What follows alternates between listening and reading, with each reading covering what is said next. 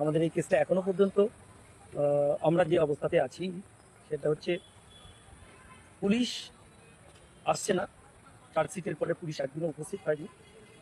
কেসটা যে মিথ্যা সেটা আর হয়তো বা দুটো বা তিনটে ডেটের পরেই হয়তো একটা আমরা যে নিরাপরাধ ছিলাম এবং আমাদের আন্দোলনটা যে একদম শান্তিপূর্ণ এবং গণতান্ত্রিক ছিল এবং সেটা প্রমাণ হয়ে যাবে।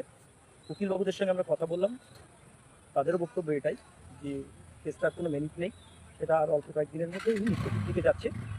এইটাও আমাদের একটা বড় জয়ের দিকে আমরা এগোচ্ছি।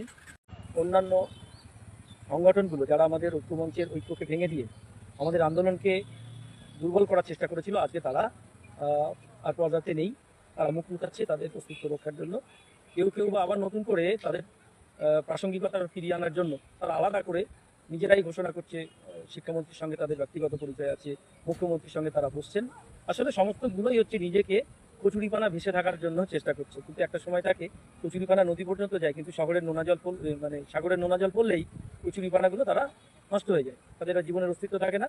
তো এই কচুরিপানা নেতাগুলো আর কয়েকদিনের মধ্যেই মিশে যাবে, বিলীন হয়ে যাবে, তাদের কোনো অস্তিত্ব থাকবে না। ঐক্য মঞ্চের হাতকে শক্ত করুন। আমরা অল্প একটু পথ এগিয়েছি, আমাদের আরো বৃহত্তর পথটা বাকি আছে। আমরা চাই যে আমাদের একদম রেগুলারাইজেশন বা স্থায়ীকরণের যে দাবি, সেই দাবিতে আমরা অনড় আছি এবং আমাদের সরকার আমাদের সঙ্গে আছে। মুখ্যমন্ত্রী স্বয়ং বিষয়টা জানেন এবং ভগীরথ সহ ঐক্যমঞ্চের যারা বর্তমানে আগুয়ান স্থানে রয়েছেন তারা চেষ্টা করবেন সেটাটুকু দেওয়ার। কেউ বিচ্ছিন্ন বিক্ষিপ্ত হবেন না, সবাই ঐক্যবদ্ধ থাকুন এবং পরিশেষে জয় আমাদের হবে। এইটুকু বলে সবাইকে আগামীর শুভেচ্ছা জানিয়ে শেষ করছি। নমস্কার। আমিও খুব সংক্ষেপে একটু বলি। আমরা যেভাবে টানা আজকে 7 থেকে 8 বছর হতে চললো এই কেসটাতে যাওয়া আর আশা করছি, এবং এটা আমাদের একটা বিরাট বড় হ্যারাসমেন্ট। আপনারা জানেন যে আমাদের জাহাঙ্গীরদা তিনি রিটায়ার করেছেন, তা সত্ত্বেও তাকে এই কেসে হিয়ারিংয়ে আসতে হয়। বছরে অন্তত 3টে থেকে 4টে হিয়ারিং হচ্ছে। এখানে আর একজন আছেন বিভাস মজুমদার, এখানকার স্থানীয় মানুষ, তার বয়সও 70-এর কাছাকাছি বয়স। সে ভদ্রলোককেও যাতায়াত করতে হচ্ছে আমাদের জন্যে, আমাদের এই কেসের জন্য। তো আমি এর আগেও আপনাদের সামনে বলেছি যে যারা আমাদেরকে এই কেসে ফাঁসিয়েছিল তারা যদি কোনো রকম বাড়াবাড়ি করার চেষ্টা করে, সারা পশ্চিমবঙ্গের 10টা থানায় তাদের নামে কিন্তু আমি কেস দেবো এবং তাদেরকেও বুঝিয়ে দেবো যে ঠিক কতটা ব্যথা লাগে, কতটা কষ্ট হয় এই যাওয়ার আশা করতে গিয়ে, নিজের কাজ কর্ম স্কুল সমস্ত কিছু ফেলে এই যে আমাদের যেতে হচ্ছে আসতে হচ্ছে, আর 1,000 টাকা করে খরচ আমাদের। ফলে তাদেরকেও আমি দেখিয়ে দেবো মজাটা কেমন লাগে। তখন শাসক দলের সঙ্গে ছিলেন, যা খুশি তাই করেছেন।